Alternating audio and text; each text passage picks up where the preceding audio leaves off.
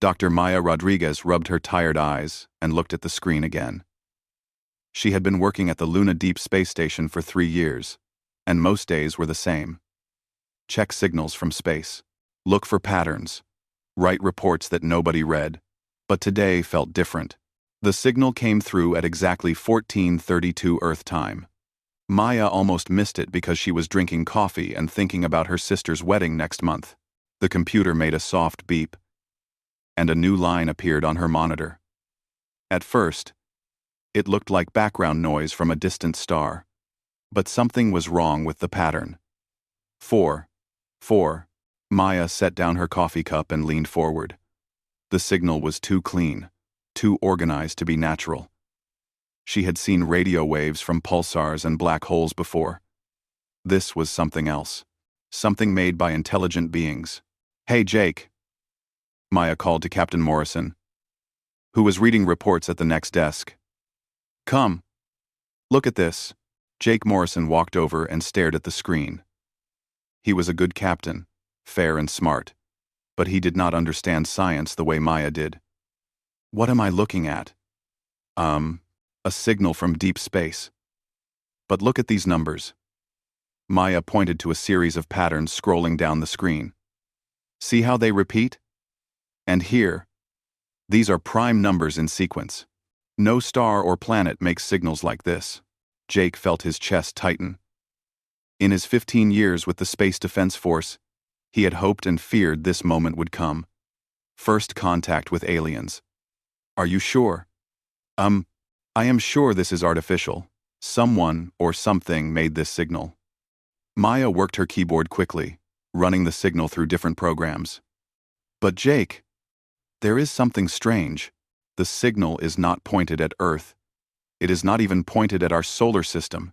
"What do you mean?" "The signal is traveling from one star system to another. We just happen to be in the middle, like standing between two people having a conversation. They do not know. We can hear them." Lieutenant Alex Bennett heard their voices and came over from the communications desk. "Did you say aliens?" Maya nodded. "I think so. The signal is coming from a star system about 40 light-years away, and it is going toward another system 60 light-years from here." Jake felt a cold weight in his stomach. "Can you tell what they are saying?" "Not yet. But I can tell you this is not a friendly chat between neighbors. The signal is being broadcast on multiple frequencies at the same time, using a lot of power. Someone is trying very hard to get a message through. This looks like an emergency call." Alex checked his own equipment. "I am picking up the same signal. It is strong and clear. Whoever sent this has technology way beyond ours." Maya continued working, her fingers flying over the keyboard. The signal contains mathematical formulas, star charts, and what looks like technical data. But there is more. Much more. "What kind of more?" Jake asked. "I am seeing repeated patterns that could be coordinates, and these numbers here, they might be dates or times. If I am right, this message is telling someone to come quickly because something bad is happening." Dr. Peter Collins arrived at the station 3 hours later. He was Earth's top expert on alien languages, even though he had never heard a real alien language before today. He was a thin man with thick glasses who spoke 12 human languages and had spent 20 years creating theories about how aliens might communicate. Peter listened to the signal through headphones while studying Maya's data on his tablet. "This is incredible," he said after an hour of work. "The mathematical base is different from ours, but I can follow the logic. These beings think in ways that are both alien and familiar." "Can you translate it?" Jake asked. "Some of it. These are definitely coordinates in 3-dimensional space. And these patterns here, they repeat like a code that means danger or emergency. But the complex parts will take weeks or months to understand." Maya made a new discovery while Peter worked. "Jake, I found something else. The signal includes star charts, and I recognize some of the stars. One of them is our sun." The room went quiet. Alex stopped typing. Peter took off his headphones. Jake stared at Maya. "What are you saying?" The aliens know about our solar system. These charts show star positions and movements over time. They map out a path through space that includes Earth. Jake felt his mouth go dry. A path for what? Maya pointed to a section of data on her screen. I think whatever scared these aliens enough to send an emergency message is moving. And according to these charts, it is coming our way. Peter put his headphones back on and worked faster. After 2 more hours, he looked up with a pale face. I have translated enough to understand the basic message. This is a distress call from something called the Kepler Federation. They are asking for military help from another group called the Rigel Compact. Military help against what? Alex asked. Something they call the Void Swarm. From what I can understand, it is a force that destroys everything in its path. The message says, several colony worlds have already fallen. They need ships, weapons, and soldiers immediately. Jake walked to the window and looked out at Earth in the distance. So, we have accidentally listened to someone else's war. A war against something that might eventually come here. Maya saved all her data and started copying it to secure storage. Jake, we have a choice to make. We can pretend we never heard this message and hope the problem stays far away from Earth, or we can do something that has never been done before. What? We can answer a message that was not meant for us. We can contact the Kepler Federation and tell them that Earth exists. We can offer to help them fight their war. 8. The room fell silent again. Through the window, Earth looked peaceful and blue. None of the 6 billion people down there knew that alien civilizations were fighting a desperate war among the stars. None of them knew that the same war might come to Earth someday. Jake made the hardest decision of his life. Maya, keep working on that signal. Peter, keep translating everything you can. Alex, send a message to Admiral Carter on Earth. Tell her to come here immediately and bring the Planetary Defense Council. What are you going to tell them? Maya asked. That humanity just got an invitation to join the galaxy, whether we want to or not. Admiral Lisa Carter arrived at Luna Station 18 hours after receiving Jake's emergency message. She brought with her a team of military experts, scientists, and government officials who had been sworn to secrecy. The most important person in the group was Commander Ryan Brooks, Earth's top strategic planner. Dr. Peter Collins had not slept since the signal arrived. His desk was covered with papers, coffee cups, and tablet computers. His eyes were red, but his hands shook with excitement as he showed the Admiral his work. I have translated about 30% of the message, Peter said. The news is both good and bad. Admiral Carter sat down and studied Peter's notes. She was a tough woman who had fought in the Mars Colony War and led the defense of Europa Station. But nothing in her military career had prepared her for this moment. Give me the bad news first, she said. The Void Swarm is not a normal military force. They are a species that moves from star system to star system, consuming everything they find. They break down planets, moons, and asteroids to build more ships. They have been doing this for thousands of years. Commander Brooks leaned forward. How many ships are we talking about? The message mentions fleets that stretch across entire solar systems. Millions of ships.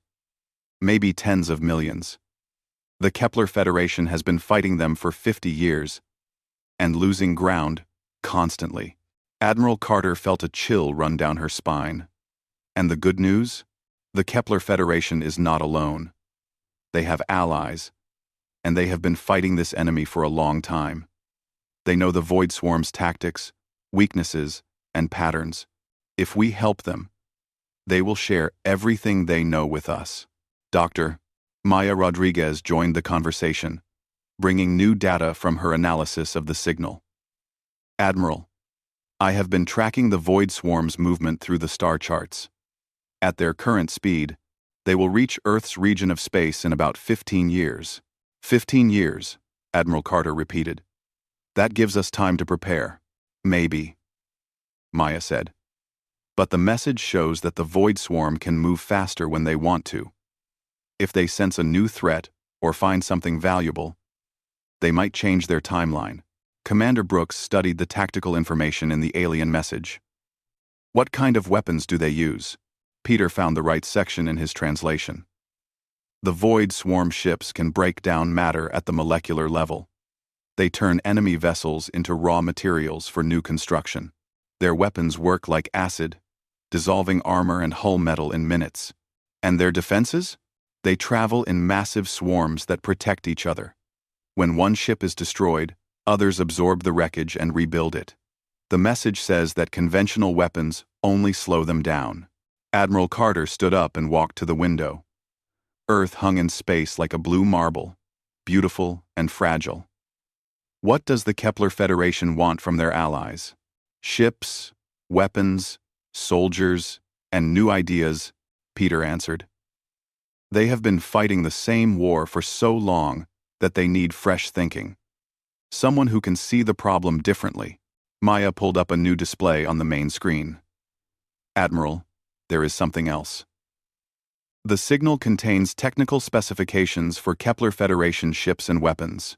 If we study this information, we could advance human technology by decades overnight. Commander Brooks asked the question that everyone was thinking. What are the risks of responding to this message? We reveal our location to unknown alien species, Admiral Carter said. We commit Earth to a war that is not our fight. We change human civilization forever. And if we do not respond, we hope the Void Swarm never finds us. We hope they are defeated by someone else. We hope that in 15 years, we will be ready to fight alone. Dr. Collins finished translating another section of the message and looked up with surprise. Admiral, I found something important. The Kepler Federation is not just one species. They are an alliance of 7 different alien races working together. 7 species? Maya asked. How is that possible? They started as 3 separate civilizations that met while running from the Void Swarm. They discovered that cooperation made them stronger than fighting alone. Over time, 4 more species joined them. They share technology, resources, and military forces. Admiral Carter saw the implications immediately. They are offering us membership in an existing alliance. We would not be facing this threat alone. Admiral Carter saw the implications membership. Carter saw the implications membership. Admiral Carter saw the implications membership. Alone.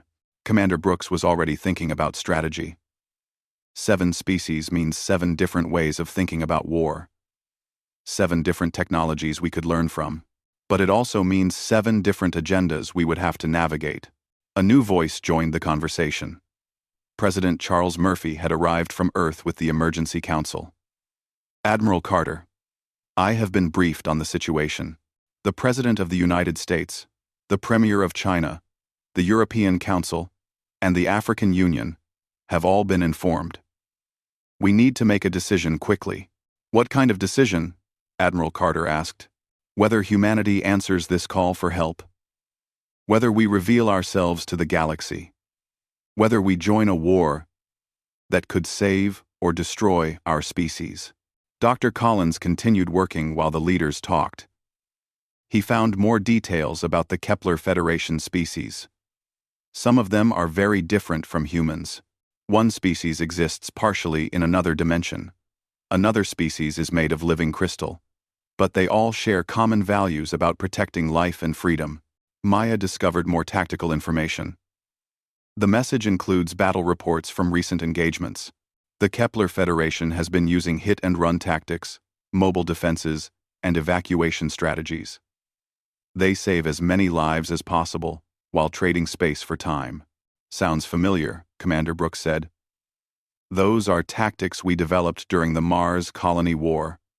Fighting against superior numbers while protecting civilians. Admiral Carter realized something important. Maybe that is why we should respond to this message. Not because we have the biggest fleet or the best weapons, but because we think differently, because we might see solutions that others have missed. President Murphy made the final decision. We will respond to the Kepler Federation's message. We will offer humanity's assistance in their war against the Void Swarm. We will also begin immediate preparations for the defense of Earth and all human colonies. Dr. Collins and Maya began working on humanity's reply immediately. They used the same mathematical patterns and technical formats as the original message. The reply was simple, but historic. To the Kepler Federation, we are humanity, a species from the Sol system. We received your distress call and offer our assistance against the Void Swarm. We have ships, weapons, and soldiers ready to help. We also have new ideas that might help win this war. Please respond if you wish our alliance. The message was broadcast toward the Kepler Federation's home system at maximum power. It would take 40 years for the signal to reach them, but the aliens might have relay stations that could deliver it faster. Admiral Carter looked around the room at the humans who had just changed the course of history. We have made our choice. Now we wait for their answer, and we prepare for the war that is coming. 3 weeks later, the answer came. The reply came faster than anyone expected.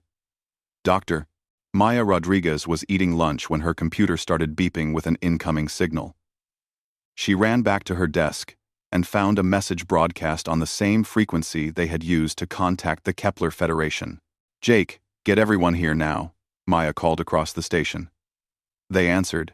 Within minutes, the same team that had discovered the original signal was gathered around Maya's workstation. Dr. Peter Collins put on his headphones and started working on the translation immediately. The signal is much clearer than their distress call, Peter said after a few minutes. They are using better equipment and focusing the message directly at us. Admiral Carter had remained at Luna Station specifically for this moment. What are they saying? Peter worked for another hour, his face showing increasing amazement. They are shocked that we exist. The Kepler Federation had no idea that intelligent life existed in this region of space. They are asking how long we have been here and how advanced our technology is. What else? Commander Brooks asked.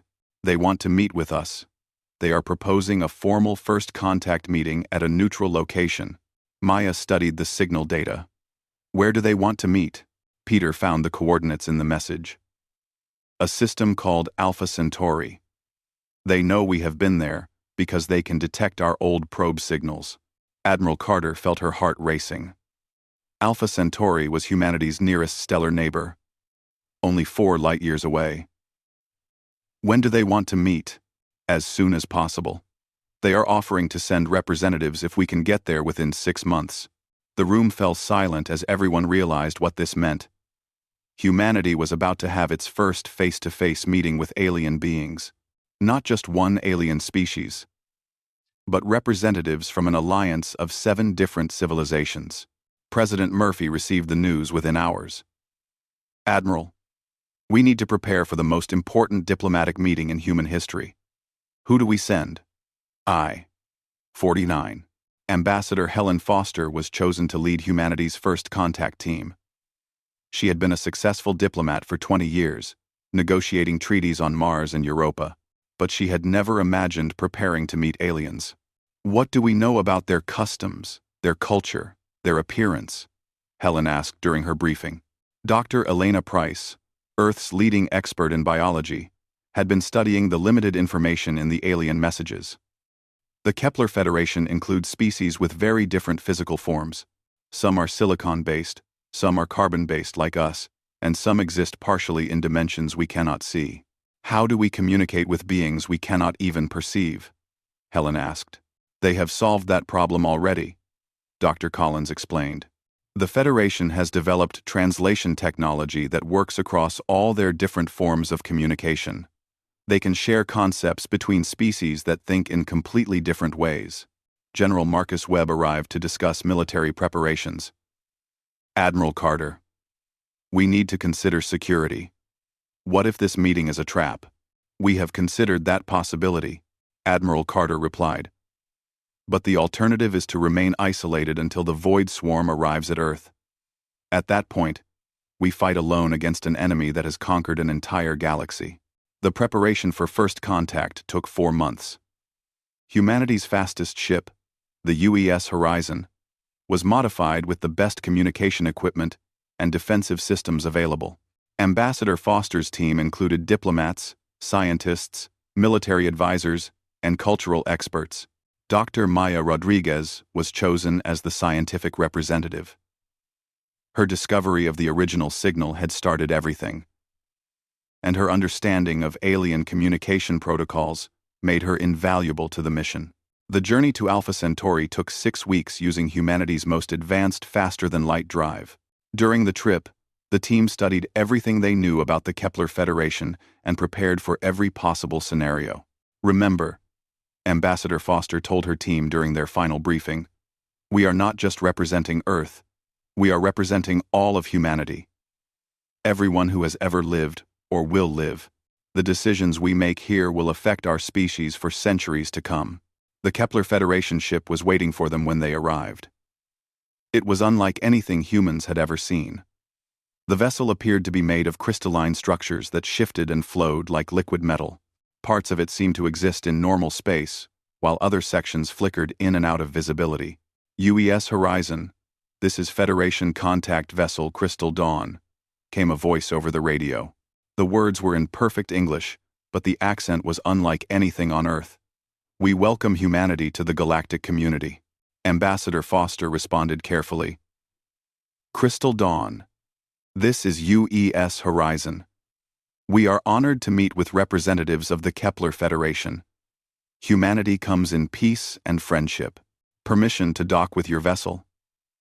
We have prepared a meeting chamber that can accommodate both our species safely." The docking process was smooth, despite the vast differences in technology. The Kepler Federation had clearly studied human ship designs and modified their docking port to match human standards.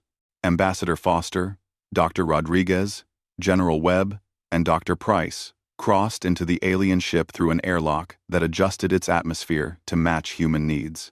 The corridor beyond was unlike anything they had imagined. The walls seemed to be alive, shifting between different colors and patterns. The gravity felt normal, but the air carried strange scents like flowers mixed with metal. Lights moved through the walls like fireflies, creating a beautiful but alien environment. The meeting chamber was a large room with a table that adjusted its height and shape as they watched. Around the table sat 7 beings that represented the different species of the Kepler Federation. One looked somewhat human but with silver skin and 4 arms. Another was a collection of floating crystals that spoke through musical tones. A third appeared to be made of liquid metal that held a roughly humanoid shape. The others were even more unusual, including one that seemed to exist as a pattern of shifting lights.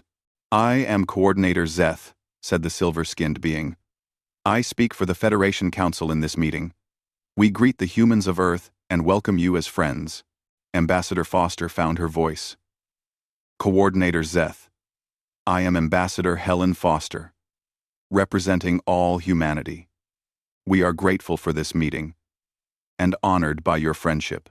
We must discuss the threat that faces us all," Coordinator Zeth said. "The Void Swarm has accelerated their advance. They will reach Federation core worlds within 10 years, not the 20 years we originally estimated." Dr. Rodriguez felt her stomach drop. "Does that change their timeline for reaching Earth?" One of the crystal beings sang a series of musical notes that were translated through the room's systems. "The swarm has detected new energy signatures in this region of space. They may investigate sooner than planned." General Webb leaned forward. "What are you saying?" "We are saying that humanity's discovery of our communications may have attracted the swarm's attention," Coordinator Zeth replied. "The war is coming to Earth, whether we ally with you or not. But together, we have a chance to win." Ambassador Foster realized that humanity's choice had already been made for them. "What do you need from us?" "Your ships, your weapons, your soldiers. But most importantly, we need your ideas. Humans think differently than any species we have encountered. You solve problems in ways that surprise us." Dr. Rodriguez asked the question that would shape humanity's future. "And what can you offer us in return?" Coordinator Zeth gestured to the technology surrounding them. "Everything we have learned in 50 years of war against the Void Swarm. Defensive systems that can protect your worlds. Weapons that can hurt the enemy. Ships that can carry your people to safety if needed. The crystal being sang again. Most importantly, you will not fight alone. The Federation stands with humanity, as we have stood with each other. Ambassador Foster looked at her team, then back at the alien representatives. On behalf of humanity, I accept your offer of alliance.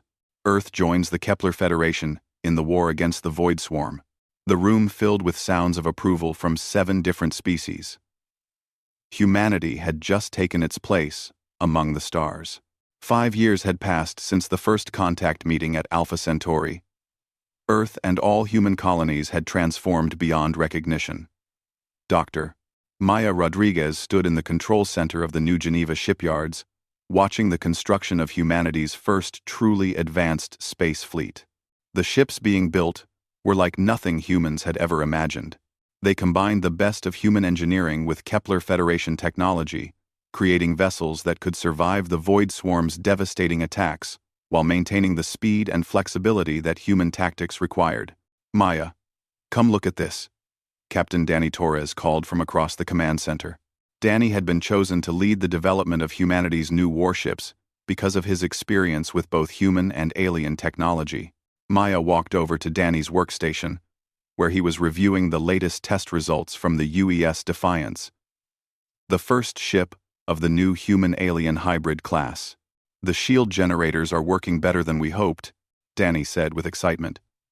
The Kepler Federation energy shields, combined with our adaptive power systems, can absorb 3 times more damage than either technology could handle alone. Dr. Sam White joined their conversation. Sam led the weapons development team and had been working with alien scientists to create new ways of fighting the Void Swarm. Maya, you need to see what we accomplished in the weapons lab yesterday. They walked to the secure testing facility where Sam's team had been developing hybrid weapon systems. In the center of the lab was a device that looked like a human missile launcher crossed with alien crystal technology. We call it the resonance cannon, Sam explained. It uses human targeting computers to aim Federation quantum disruptors. The combination is devastating against Void Swarm armor. Maya studied the test data on Sam's tablet. How devastating. In simulations, a single shot can destroy a Void Swarm heavy cruiser. The aliens never thought to combine precision targeting with quantum disruption. They always used their disruptors as area weapons. Admiral Carter arrived with General Webb and several alien officers who had been working with human forces for the past 3 years. The cooperation between human and alien military units had exceeded everyone's expectations. Admiral, the joint training exercises are producing amazing results, General Webb reported. Our human special forces teams are working with alien commandos like they have been partners for years. Commander Amy Chen, who led the Joint Special Operations Program, added her own observations. General, the aliens are teaching us patience and precision. We are teaching them improvisation and rapid adaptation. The combination makes both sides stronger. One of the alien officers, a being that looked like living metal, spoke through a translation device. Commander Chen is correct. Human soldiers think in ways that surprise the enemy. This gives us advantages we never had before. Maya received an urgent message on her communication device. Admiral Carter, we have a priority signal from the Federation Deep Space Monitors. Admiral Stone wants to speak with you immediately. Fleet Admiral Kevin Stone appeared on the main screen from his flagship at the outer edge of human space. Kevin commanded the combined human-alien fleet that had been established to defend Earth and the nearby Federation worlds. Admiral Carter, we have detected Void Swarm scout ships at the edge of our sensor range, Kevin reported. They arrived 2 years ahead of schedule. The command center went quiet. Everyone had known this moment would come, but they had hoped for more time to prepare. How many ships? Admiral Carter asked. 3 scout vessels, but they are larger than anything described in the Federation intelligence reports. Each one is the size of a city. Dr. Rodriguez pulled up the latest intelligence data on Void Swarm technology. Admiral, the scouts are probably mapping our defenses and studying our capabilities. They will report back to the main fleet. General Webb considered their tactical options. Can we destroy the scouts before they complete their mission? We are trying, Admiral Stone replied. But these scouts are fast and well defended. They seem to have adapted their technology since their last encounters with the Federation. Commander Chen asked the question everyone was thinking. How long do we have before the main fleet arrives? Based on previous swarm patterns, anywhere from 6 months to 2 years. It depends on what the scouts report about our defensive capabilities. 2. Maya realized the implications. If they think we are weak, they will come quickly to overwhelm us. If they think we are strong, they might bring more ships or try different tactics. Admiral Carter made a command decision. All fleet units are to engage the scout ships immediately. We cannot let them return to the swarm with intelligence about our defenses. The battle against the Void Swarm scouts lasted 3 days. Human and alien ships worked together using tactics that neither side could have developed alone. Human captains used unpredictable maneuvers, while alien crews provided superior firepower and defensive systems. Captain Torres commanded the UES Defiance in her first real combat mission. Admiral Stone, we are using human evasion patterns to stay ahead of the scouts' weapons, while our alien gunners target their weak points. The combination proved effective. The first scout ship was destroyed when human pilots flew their fighters through the enemy's defensive grid, while alien bombers followed with quantum disruptors. But the victory came with disturbing news. Dr. Price, who had been analyzing wreckage from the destroyed scout, made an alarming discovery. Admiral Carter, the Void Swarm has changed their ship designs, Elena reported. They are using new materials and energy systems that we have never seen before. What does that mean for our defenses? It means they have been learning and adapting while they fight the Federation. Our weapons and tactics are based on 50 years of Federation experience. But the enemy we face now is not the same enemy the Federation has been fighting. Maya studied Elena's analysis and felt a chill of understanding. The Void Swarm is not just a mindless force that consumes everything. They are intelligent. They learn from every battle and improve their technology. Admiral Carter realized that everything had changed. Contact the Federation Council immediately. We need to share this intelligence and adjust our entire defense strategy. Lovermidi. We have Getstar Council. Into Fiction 17. General Webb was already thinking about the implications. If the Void Swarm can adapt faster than we can, then static defenses will not work. We need to be able to change our tactics as quickly as they change theirs. Commander Chen saw an opportunity. General, that might be where humans make the biggest difference. We are good at changing plans quickly. Most alien species prefer careful, long-term strategies. Dr. Rodriguez made a connection that could save them all. What if we turn their adaptation against them? What if we deliberately show them false information about our capabilities? How would that work? Admiral Carter asked. We use human deception tactics combined with alien technology. We make them think we are weak in some areas and strong in others. When their main fleet arrives, they will have prepared for the wrong kind of battle. The alien officers in the room exchanged what humans had learned to recognize as expressions of surprise and approval.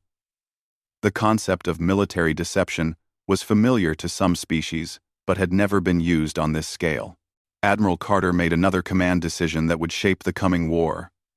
Dr. Rodriguez, you are now our Chief Strategic Advisor.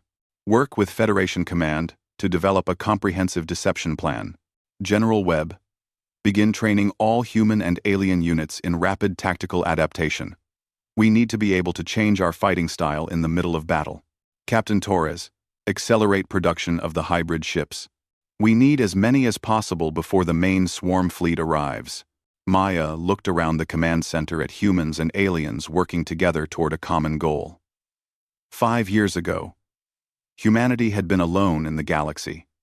Now they were part of an alliance that spanned dozens of star systems. But the real test was still coming. The Void Swarm's main fleet would arrive soon, and the survival of both human and alien civilizations would depend on how well they could fight together against an enemy that had conquered half the galaxy. The message that was not meant for Earth had led humanity to this moment.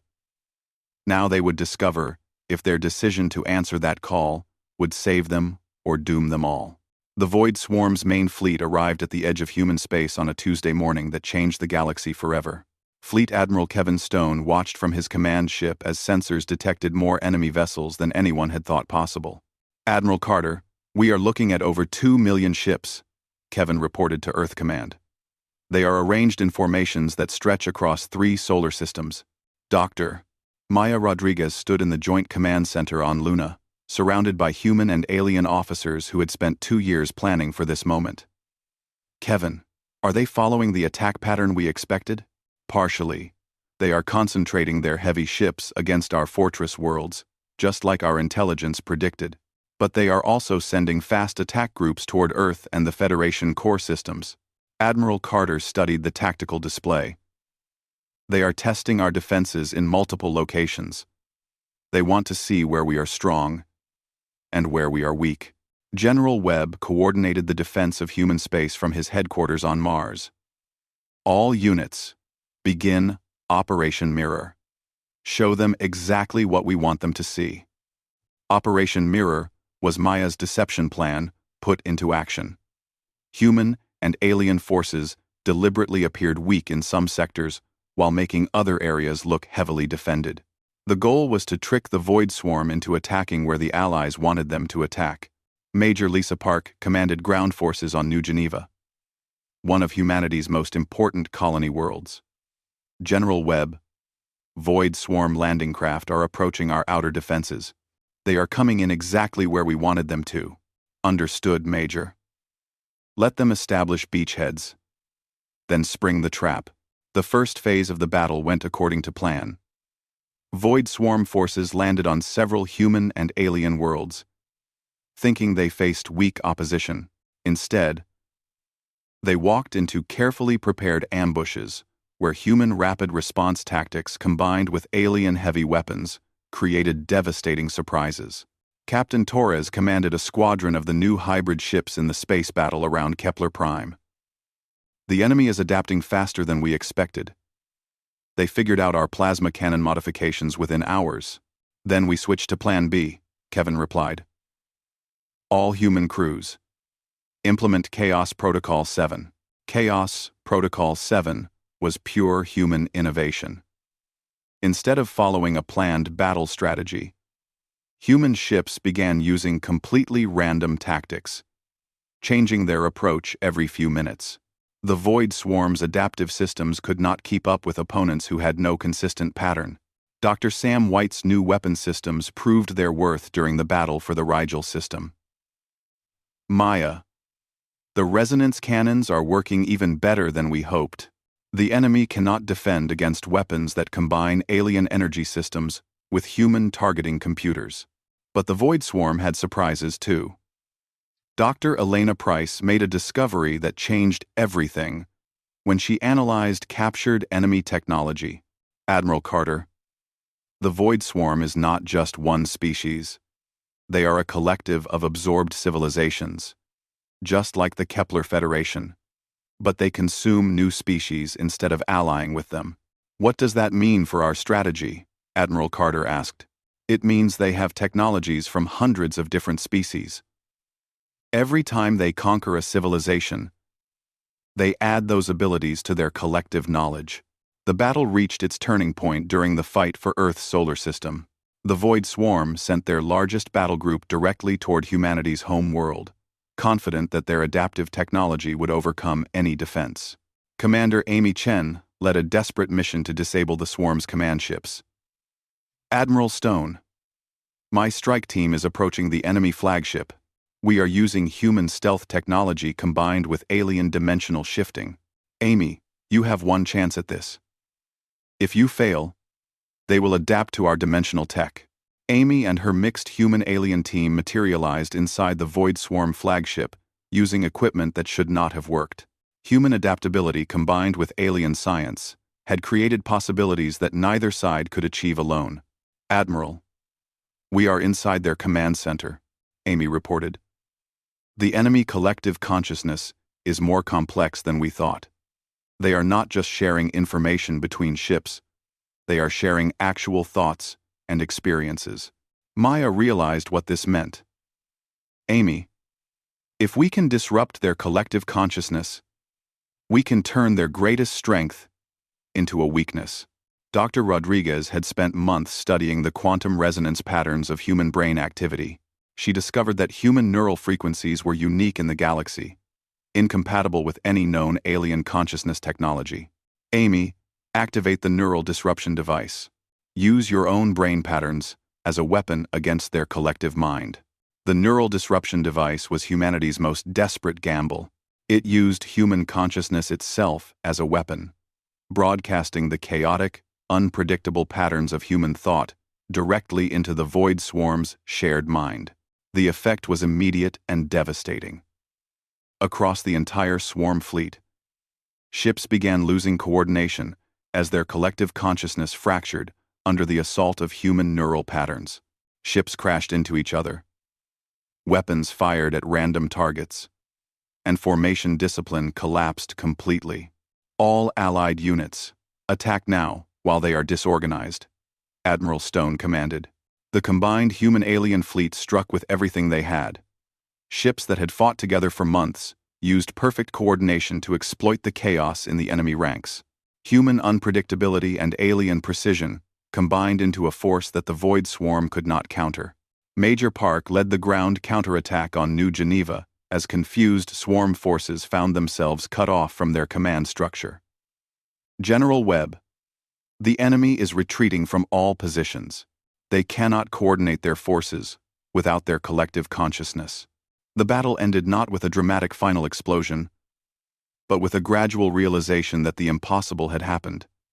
The Void Swarm, which had conquered half the galaxy over thousands of years, was retreating. Admiral Carter, enemy forces are withdrawing to the Galactic Rim, Kevin reported. Long-range sensors show them regrouping at the edge of known space. Maya could hardly believe the tactical reports. Are they defeated? Not defeated. But their expansion has been stopped for the first time in recorded history. They will need years, maybe decades, to recover from the damage to their collective consciousness. President Murphy addressed the combined human-alien fleet from Earth.